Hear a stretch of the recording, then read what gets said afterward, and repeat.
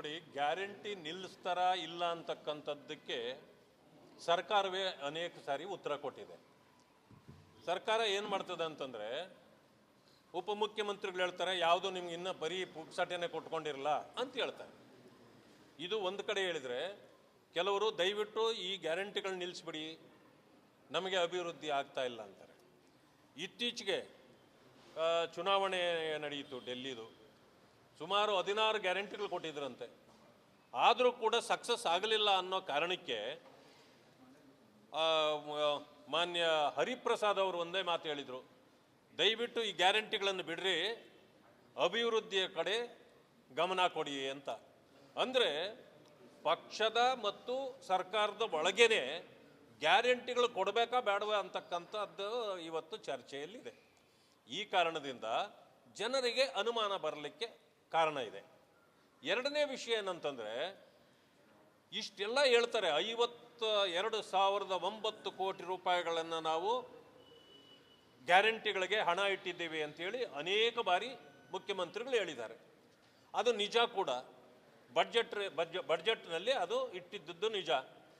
ಆದರೆ 52,009 ಕೋಟಿ ನಿಮಗೆ ಗ್ಯಾರಂಟಿಗಳಿಗೆ ಸಾಕು ಅನ್ನೋದಾದರೆ, ಪ್ರತಿ ತಿಂಗಳು ಅವರ ನಿಗದಿತ ಸಮಯಕ್ಕೆ ಅವರಿಗೆ ತಲುಪಬೇಕಾಗಿತ್ತು. ಆದರೆ ತಲುಪಿಲ್ಲ ಯಾಕೆ ಅನ್ನೋದೇ ಪ್ರಶ್ನೆ. ತಲುಪ್ತಾ ಇಲ್ಲ ಅಂದಮೇಲೆ ಈ ಹಣ ಎಲ್ಲಿ ಹೋಗ್ತಾ ಇದೆ, ಯಾರು ನುಂಗ್ತಾ ಇದ್ದಾರೆ ಅನ್ನೋದಕ್ಕೆ ಸರ್ಕಾರ ಉತ್ತರ ಕೊಡಬೇಕು. ಮೂರನೇ ವಿಷಯ ಏನಂತಂದರೆ, ದಲಿತರ ಹಣ 25,000 ಕೋಟಿಯನ್ನು ನುಂಗಿದ್ದೀರಿ, 52,000 ಕೋಟಿಯನ್ನು ಕೂಡ ಬಡ್ಜೆಟ್ನಲ್ಲಿ ಇಟ್ಟಿದ್ದೀರಿ. ಇದೆಲ್ಲದರ ಜೊತೆಗೆ ಈಗ ಅಪಾದನೆ ಇರತಕ್ಕಂಥದ್ದು, 6 ತಿಂಗಳಿಂದ ಅಕ್ಕಿ ಕೊಡ್ತಿದ್ರಲ್ಲ, ಅದಕ್ಕೆ ತಿಲಾಂಜಲಿ ಆಡಲಾಗಿದೆ, ಇದುವರೆಗೂ ಹಣ ಬಂದಿಲ್ಲ. 2,000 ರೂಪಾಯಿ ತಿಂಗಳಿಗೆ ಕೊಡ್ತಿದ್ದು ಮನೆ ಒಡತಿಗೆ, ಅದು ಬರ್ತಾ ಇಲ್ಲ. ಯುವ ನಿಧಿ ಅನ್ನೋದು ಅದು ಮರೀಚಿಕೆ ಆಗಿದೆ, ಅದು ಯಾರಿಗೂ ಸಿಗ್ತಾ ಇಲ್ಲ. ಮತ್ತೆ ಹಣ ಎಲ್ಲಿ ಹೋಯ್ತು, ಇದು ಸಮಯಕ್ಕೆ ಜನರಿಗೆ ಯಾಕೆ ಸಿಗ್ತಾ ಇಲ್ಲ, ಇದಕ್ಕೆ ಉತ್ತರ ಇಲ್ಲ ಇವತ್ತು ಸರ್ಕಾರದಲ್ಲಿ. ಇದ್ರ ಜೊತೆಗೆ ಸಂಪೂರ್ಣವಾಗಿ ಲೂಟಿ ನಡೀತಾ ಇದೆ. ಇನ್ನು ಎಲ್ಲಕ್ಕಿಂತ ಮಿಗಿಲಾದ ಇನ್ನೊಂದು ಪ್ರಶ್ನೆ, ಅದು ಯಕ್ಷ ಪ್ರಶ್ನೆ. ಈಗ ಆ ಕಡೆಯಿಂದ ಅಧ್ಯಕ್ಷರು, AICC ಅಧ್ಯಕ್ಷರು ಹೇಳಿದರು, ನಿಮ್ಮ ಇತಿಮಿತಿಯನ್ನು ನೀವು ನೋಡ್ಕೊಂಡು ಗ್ಯಾರಂಟಿಗಳನ್ನು ಕೊಡಬೇಕಾಗಿತ್ತು, ಈಗ ಗ್ಯಾರಂಟಿಗಳು ಜನರಿಗೆ ಸೇರ್ತಾ ಇಲ್ಲ ಅನ್ನೋದನ್ನು ಅವರು ಹೇಳಿದರು. ಈಗ ಮೊನ್ನೆ ಶಶಿ ತರೂರ್ ಅವರು ಬಂದು ಒಂದೇ ಮಾತು ಹೇಳಿದರು, ಈ ಅಕ್ಕಿ ಕೊಡೋ ಯೋಜನೆ ಇದೆಯಲ್ಲ, ಇದು ಜನರನ್ನು ಸೋಂಬೇರಿಗಳು ಮಾಡ್ತಕ್ಕಂಥದ್ದು, ಇದು ಕೊಡಬಾರ್ದಾಗಿತ್ತು ಅಂತ ಹೇಳಿದರು. ಅಂದಮೇಲೆ ನಿಮ್ಮ ಗ್ಯಾರಂಟಿಗಳಿಗೆ, ನೀವೇ ಕೊಡ್ತಕ್ಕಂಥ ಗ್ಯಾರಂಟಿಗಳಿಗೆ ನಿಮ್ಮ ನಾಯಕರದೇ ಸಹಮತ ಇಲ್ಲ ಅಂತಂದ ಮೇಲೆ ನಿಮ್ಮದು ಎಂಥ ಗ್ಯಾರಂಟಿ ಇದು ಜನ ಕೇಳ್ತಿರ್ತಕ್ಕಂಥ ಪ್ರಶ್ನೆ. ಈ ಎಲ್ಲ ಕಾರಣದಿಂದ ಅಲ್ಲಿಗೆ ನೀವು ಕೊಡೋ ಗ್ಯಾರಂಟಿಗಳೇ ನಿಮ್ಮ ಪಕ್ಷದ ಮುಖಂಡರಿಗೆ ಪ್ರಶ್ನಾರ್ಥಕವಾಗಿದೆ. ಇದಕ್ಕೆ ಉತ್ತರ ಏನು ಕೊಡ್ತೀರಿ ಅನ್ನೋದು ಪ್ರಶ್ನೆ ಆಗಿದೆ.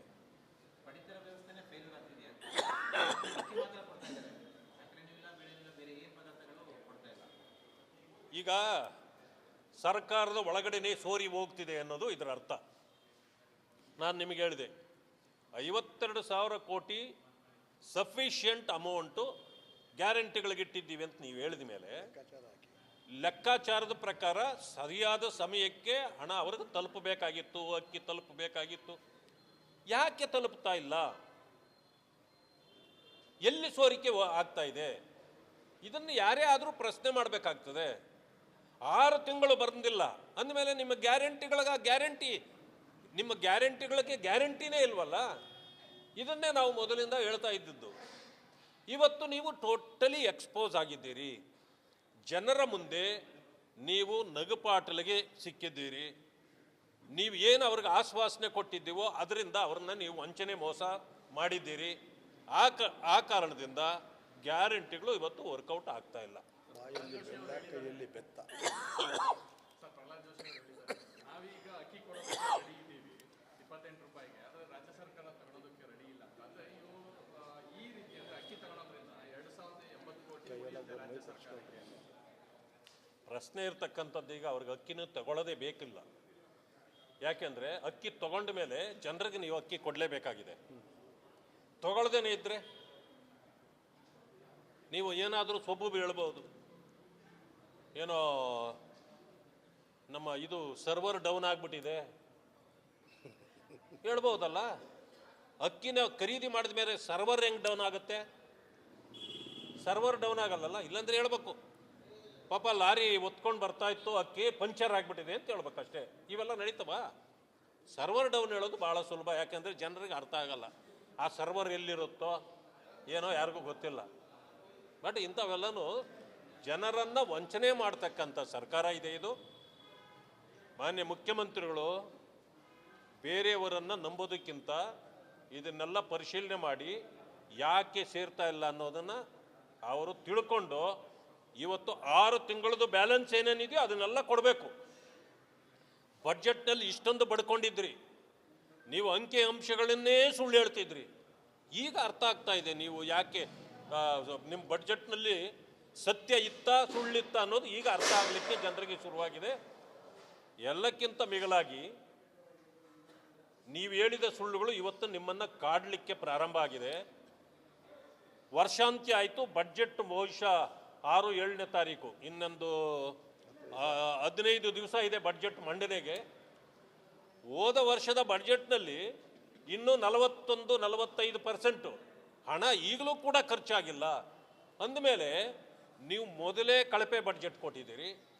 ಜನರಿಗೆ ಅದು ತಲುಪೋದ್ರಲ್ಲೂ ಕೂಡ ಆಗ್ತಿಲ್ಲ ಅಂತಂದರೆ ಏನು ಬಡ್ಜೆಟ್ಟು, ಏನು ಪ್ಲಾನಿಂಗ್ ಇತ್ತು ನಿಮ್ಮದು ಅನ್ನೋದು ಇವಾಗ ಜನರಿಗೆ ಅರ್ಥ ಆಗದಂಥ ಪರಿಸ್ಥಿತಿ ಇದೆ. ಯುವನಿಧಿ ನಾನು ಹೇಳ್ದಲ್ಲ, ಗೃಹಲಕ್ಷ್ಮಿ ಅದೇನೆ, ಅದು ಕೂಡ 6 ತಿಂಗಳಾಗಿದೆ, ರೀಚ್ ಆಗಿಲ್ಲ ಅಂತ. ಇವತ್ತು ಕೂಡ ಇದರಲ್ಲಿ ಬಂದಿದೆ, ಪತ್ರಿಕೆಗಳಲ್ಲಿ ಬಂದಿದೆ. ಎಲ್ಲ ಈಗ ಮೋಸ್ಟ್ಲಿ ನನಗನ್ಸಿದ್ದು ಯಾವಾಗ ಇದು ಪ್ರಾರಂಭ ಆಯ್ತಲ್ಲ ನಮ್ಮ ದೆಹಲಿ ಚುನಾವಣೆ, ಅಲ್ಲಿ ಅವರು ಫೇಲ್ ಆಗಿದ್ದನ್ನ ಈಗ ಮನವರಿಕೆ ಮಾಡ್ಕೊಂಡು ಇನ್ನು ಗ್ಯಾರಂಟಿ ಕೊಡದಿದ್ರು ನಮ್ಮನ್ನು ಇವ್ರು ಏನು ಮಾಡೋ ಅಂತ ಪರಿಸ್ಥಿತಿಯಲ್ಲಿದ್ದಾರೆ ಜನ. ಆಗಿದ್ದಾಯ್ತು, ಚುನಾವಣೆ ಆಗಿ ಮುಗಿದೋಯ್ತಲ್ಲ ಅಂತೇಳಿ ಇದು ಕಡೆ ಒಳ್ಳೆ ಪಾಠ ಕಲಿಸಿದ್ದಾರೆ ಮಾನ್ಯ ದೆಹಲಿಯ ಜನರು. ಅವರಿಗೆ ನಾನು ಕೃತಜ್ಞತೆ ಹೇಳಬೇಕು. ನಿಮ್ಮ ಮೂಲಕ ಒಂದು ಮಾತನ್ನು ಅವ್ರಿಗೆ ಹೇಳ್ಬಿಡ್ತೇನೆ. ಕಾಂಗ್ರೆಸ್ನವರು ಮಾತೆತ್ತಿದ್ರೆ ನನ್ನ ಮೇಲೆ ಟ್ರೋಲ್ ಮಾಡ್ತಿದ್ರು. ಏನು ಟ್ರೋಲ್ ಗೊತ್ತಾ? ಛಲವಾದಿ ನಾರಾಯಣ ಸ್ವಾಮಿ ಕೈಯಲ್ಲಿ ಅವರು ದಲಿತರು, ಈ RSS BJPನವರು ಅವ್ರ ತಲೆ ಮೇಲೆ ಚಡ್ಡಿ ಒರೆಸ್ಬಿಟ್ರು ಅಂತ ಒಂದು ಸುಳ್ಳು ಹೇಳಿ ಟ್ರೋಲ್ ಮಾಡ್ತಿದ್ರು. ನೋಡಪ್ಪ, ನಾನು ಈಗ ನಿಮಗೆ ಸತ್ಯ ಹೇಳ್ತೇನೆ. ಆ ಕಾಲದಲ್ಲಿ ಅವರು ಚಡ್ಡಿಯನ್ನು ಸುಟ್ಟಿದ್ದಕ್ಕೆ ಮುಖ್ಯಮಂತ್ರಿಗಳಿಗೆ ನಾನು ಒಂದು ಪ್ರೊಟೆಸ್ಟ್ ಅನ್ನೋ ರೀತಿಯಲ್ಲಿ ಚಡ್ಡಿ ತಗೊಂಡೋಗಿ ಕೊಟ್ಟಿದ್ದು ನಿಜ, ಅವ್ರ ಮನೆಗೆ ತಲುಪಿಸಿದ್ದು. ಈ ಚುನಾವಣೆಯ ರಿಸಲ್ಟ್ ನೋಡಿದರೆ ಈಗ ನಾನು ಕೊಟ್ಟಿದ್ದು ಚಡ್ಡಿ ಬಿಟ್ಟರೆ ಅವ್ರ ಹತ್ರ ಏನೂ ಉಳಿದಿಲ್ಲ. ಬಟ್ಟೆ ಎಲ್ಲ ಬಿಚ್ಕೊಂಡ್ಬಿಟ್ಟಿದ್ದಾರೆ ಡೆಲ್ಲಿ ಜನ. ದೇಶದಲ್ಲೂ ಹಂಗೆ ಆಗ್ತಾ ಇರೋದು. ಈಗ ನಾನು ಕೊಟ್ಟಿದ್ದು ಚಡ್ಡಿ ಭದ್ರವಾಗಿ ಇಟ್ಕೊಳ್ಳಿ, ಇಲ್ಲಾಂದರೆ ಅದು ಮರ್ಯಾದೆ ಪ್ರಶ್ನೆ. ಯಾಕಂದರೆ ಚಡ್ಡಿ ಮಾನ ಮರ್ಯಾದೆ ಕಾಪಾಡುವಂಥದ್ದು. ಅದಕ್ಕೆ ನಾನು ಕೊಟ್ಟಿದ್ದು ನನಗೆ ಈಗ ಭಾಳ ಖುಷಿ ಆಗ್ತಾ ಇದೆ. ನಾನು ತಗೊಂಡೋಗಿ ಚಡ್ಡಿ ಕೊಟ್ಟಿದ್ದು ಪಾಪ ಉಳಿಸ್ಕೊಂಡು ಮಾನ ಮರ್ಯಾದೆನ ಕಾಂಗ್ರೆಸ್ನವರು ಉಳಿಸ್ಕೊಂಡಿದ್ದಾರೆ. ಇದಕ್ಕಿಂತ ಹೆಚ್ಚಿಗೆ ಏನಾದರೂ ನೀವು ಮಾಡಿದರೆ, ಜನ ಏನಾದರೂ ಅದನ್ನು ಬಿಚ್ಕೊಂಡ್ರೆ ದಯವಿಟ್ಟು ನನ್ನನ್ನು ಬ್ಲೇಮ್ ಮಾಡಬೇಡಿ ಅಂತೇಳಿ ಕಾಂಗ್ರೆಸ್ನವ್ರಿಗೆ ನಾನು ಹೇಳಲಿಕ್ಕೆ ಮಾನ ಮರ್ಯಾದೆ ಯಾರಿಗಿದೆಯೋ ಯಾರಿಗಿಲ್ಲೋ ಜನ ತೀರ್ಮಾನ ಮಾಡ್ಯವ್ರೆ. ಅದಕ್ಕೆ ನಾನು ಹೇಳಿದೆ, ನಿಮ್ಮ ಮಾನ ಮರ್ಯಾದೆ ಕಾಪಾಡಲಿಕ್ಕೆ ನಾನೇ ಬರಬೇಕಾಯ್ತು. ಈಗ ಚಡ್ಡಿ ತಗೊಂಡು ಬಂದು ನಿಮ್ಮ ಮಾನ ಮರ್ಯಾದೆ ಕಾಪಾಡಿದ್ದೀನಿ, ಅದನ್ನು ಉಳಿಸ್ಕೊಳ್ಳಿ. ಎರಡನೇದು ಹೇಳ್ತೇನೆ, ಈಗ ನಾವು ಸಬ್ಸಿಡಿ ಏನು ಕೊಡಬೇಕು, ಯಾರನ್ನು ಯಾವ ರೀತಿ ಈ ದೇಶದ ಜನರನ್ನು ನಾವು ಗೌರವದಿಂದ ನೋಡ್ಕೊಳ್ಬೇಕು, ಅದು ನಾವು ಮಾಡಬೇಕಾದ ಕರ್ತವ್ಯ ನಾವು ಮಾಡ್ತೀವಿ. ನೀವೇನು ಕಮಿಟ್ ಮಾಡಿದ್ದೀರಿ ಅದನ್ನು ಕಮಿಟ್ಮೆಂಟನ್ನು ಉಳಿಸ್ಕೊಂಡು ಮೊದಲು ನಿಮ್ಮ ಮಾನ ಮರ್ಯಾದೆಯನ್ನು ಕಾಪಾಡ್ಕೊಳ್ಳಿ. 12 ಲಕ್ಷ ನೀವು ಯಾವತ್ತಾದರೂ ನೀವು ಕನಸು ಕೂಡ ಕಾಣಲಿಕ್ಕಾಗಲ್ಲ. ಕಾಂಗ್ರೆಸ್ ಸರ್ಕಾರದಲ್ಲಿ 14ರಲ್ಲಿ ನಮ್ಮ ಸರ್ಕಾರ ಬರೋದಕ್ಕೆ ಮುಂಚೆ ಟ್ಯಾಕ್ಸಿಂದ ವಿನಾಯಿತಿ ಇದ್ದಿದ್ದು ಕೇವಲ 2,50,000ಕ್ಕೆ. 2 ಲಕ್ಷದಲ್ಲಿದ್ದರೆ ಮಾತ್ರ ಅವರಿಗೆ ಟ್ಯಾಕ್ಸ್ ಬೆನಿಫಿಟ್ ಇತ್ತು. 12 ಲಕ್ಷ ಅಂದಮೇಲೆ ಹೆಚ್ಚು ಕಡಿಮೆ 10 ವರ್ಷದಲ್ಲಿ 11 ವರ್ಷದಲ್ಲಿ 10 ಲಕ್ಷ ನಾವು ಎಕ್ಸಂಪ್ಷನ್ ಕೊಟ್ಟಿದ್ದೀವಲ್ಲ. ನಿಮ್ಗೆ ಮಾನ ಮರ್ಯಾದೆ ಇದ್ರೆ ಹೇಳಿ, ಇದು ಹೆಂಗೆ ನೀವು ಮಾಡ್ತಿದ್ರ ಇದು ಹೇಳಿ. ಈಗ ಮಾನ ಮರ್ಯಾದೆಯ ಬಗ್ಗೆನೇ ಮಾತಾಡ್ತಿರಲ್ಲ ನೀವು. ಈಗ ಹೇಳಿ, ನೀವು ಕನಸಿನಲ್ಲಿ ಕೂಡ ನೀವು ಈಗಲೂ ಕನ್ಫ್ಯೂಷನ್ಲಿದ್ದಾರೆ ಕಾಂಗ್ರೆಸ್ನವರು, ಇದು ಹೆಂಗಾಗತ್ತಪ್ಪ ಅಂತ. ಆದರೆ ಆಗುತ್ತೆ ಅನ್ನೋದನ್ನು ಪ್ರಧಾನಮಂತ್ರಿಗಳು ಮತ್ತು ನಿರ್ಮಲಾ ಸೀತಾರಾಮನ್ಜಿ ಅವರು ಈ ಬಡ ಜನರಿಗೆ, ಮಧ್ಯಮ ವರ್ಗದವರಿಗೆ ಅನುಕೂಲ ಆಗೋ ರೀತಿ ಇಂಥ ಒಳ್ಳೆ ಬಡ್ಜೆಟನ್ನು ಕೊಟ್ಟಿದ್ದಾರೆ. ಈಗ ಈ ಬಡ್ಜೆಟ್ ನಾವು ಹೆಂಗೆ ಮಾಡಬೇಕು ಅಂತ ಇವ್ರು ಕನ್ಫ್ಯೂಸ್ ಆಗಿಬಿಟ್ಟಿದ್ದಾರೆ. ಪಾಪ ಅವ್ರಿಗೆ ಲೂಟಿ ಮಾಡೋದು ಮಾತ್ರ ಗೊತ್ತಿರೋದು, ರಾಜ್ಯದ ರಾಜಕಾರಣವೇ ಗೊತ್ತಿಲ್ಲ. ಇವತ್ತು ಹೆಲ್ತ್ ಡಿಪಾರ್ಟ್ಮೆಂಟ್ ಅಂತಂದರೆ ಮೊದಲನೇದು ಡಿಪಾರ್ಟ್ಮೆಂಟ್ಗೆ ಹೆಲ್ತ್ ಕೆಟ್ಟಿದೋಯ್. ಜನ ಎಲ್ಲ ಕಡೆಯಿಂದ ಚೀಮಾರಿ ಆಗ್ತಿದ್ದಾರೆ. ಇವತ್ತಿಗೆ ಬಾಣಂತಿಯರ ಸಾವನ್ನು ತಡೆಯಲಿಕ್ಕೆ ಈ ಮಂತ್ರಿಗೆ ಯೋಗ್ಯತೆ ಇಲ್ಲ.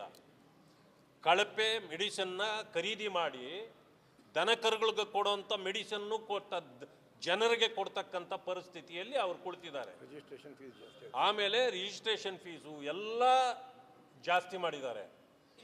ಬಡವರಿಗಾಗಿ ಪ್ರಧಾನಮಂತ್ರಿಗಳು ಜನೌಷಧಿ ಕೇಂದ್ರಗಳನ್ನ ತೆರೆದು ಕಡಿಮೆ ದರದಲ್ಲಿ ಅವರಿಗೆ ಔಷಧಿ ತಲುಪಿಸೋಣ ಅಂತಂತಂದರೆ ನಮ್ಮ ಆಸ್ಪತ್ರೆಗಳಲ್ಲಿ ಮಾತ್ರ ನಾವು ಅದನ್ನು ಮಾಡೋದಿಲ್ಲ ಅಂತಾರೆ. ಅಂದರೆ ಎಲ್ಲಿದ್ದೀರಿ ನೀವು? ಯಾರು ದೇಶ ನಡೆಸ್ತಾ ಇರೋರು? ನೀವು ಯಾವ ದೇಶ ನಡೆಸ್ತಾ ಇದ್ದೀರಿ? ನೀವು ಭಾರತದಲ್ಲಿ ಇದ್ದೀವಿ ಅಂತನ್ನೋ ಭಾವನೆ ಇದೆಯಾ ನಿಮಗೆ? ಬಡವರಿಗೆ ಕೇಂದ್ರ ಸರ್ಕಾರ ಕೊಡ್ತಕ್ಕಂಥದ್ದನ್ನು ತಲುಪಿಸೋದ್ರ ಬದಲು ನೀವು ಅವ್ರಿಗೆ ಎಲ್ಲಿ ಹೆಸರು ಬಂದ್ಬಿಡ್ತದೋ, ಪ್ರಧಾನಮಂತ್ರಿ ಮೋದಿಯವರನ್ನ ಎಲ್ಲಿ ಹೊಗಳ್ಬಿಡ್ತಾರೋ ಅನ್ನೋ ಕಾರಣಕ್ಕೆ ಸವಲತ್ತುಗಳನ್ನೆಲ್ಲ ಅವರಿಂದ ತಪ್ಪಿಸ್ಲಿಕ್ಕೆ ಮಾಡ್ತಾ ಇದ್ದಾರೆ. ಇವತ್ತು ನೋಡಿ, ಜಲ್ ಜೀವನ್ ಮಿಷನ್ ಬಗ್ಗೆ ಏನೆಲ್ಲ ಅಪಸ್ವರಗಳು ಎತ್ತಿದ್ದಾರೆ. ಇದು ನಿಮ್ಮದು ₹1 ಇಲ್ಲ, ಎಲ್ಲ ಕೊಡ್ತಿರ್ತಕ್ಕಂಥದ್ದು ಕೇಂದ್ರ ಸರ್ಕಾರದ್ದು. ಅದನ್ನು ಜನರಿಗೆ ಮುಟ್ಟಿಸ್ಲಿಕ್ಕೆ ನಿಮಗೆ ಆಗ್ತಾ ಇಲ್ಲ. ಯಾಕೆ ಅಂತಂದರೆ ಕೇಂದ್ರ ಸರ್ಕಾರಕ್ಕೆ ಹೆಸರು ಬರ್ತದಲ್ಲ. ಇಂಥ ಡಬಲ್ ಸ್ಟ್ಯಾಂಡರ್ಡ್ ಜನ ನೀವು. ಈ ಕಾಂಗ್ರೆಸ್ ಸರ್ಕಾರವನ್ನು ಜನ ಇವಾಗ ನಂಬೋದಿಲ್ಲ, ನಂಬಿಕೆಗೆ ಅರ್ಹರಲ್ಲ. ಇವರು ಮೋಸಗಾರರು, ವಂಚಕರು ಅನ್ನೋದನ್ನು ತೀರ್ಮಾನ ಮಾಡ್ಕೊಂಡು ಇವತ್ತು ಮಾತಾಡ್ತಿದ್ದಾರೆ.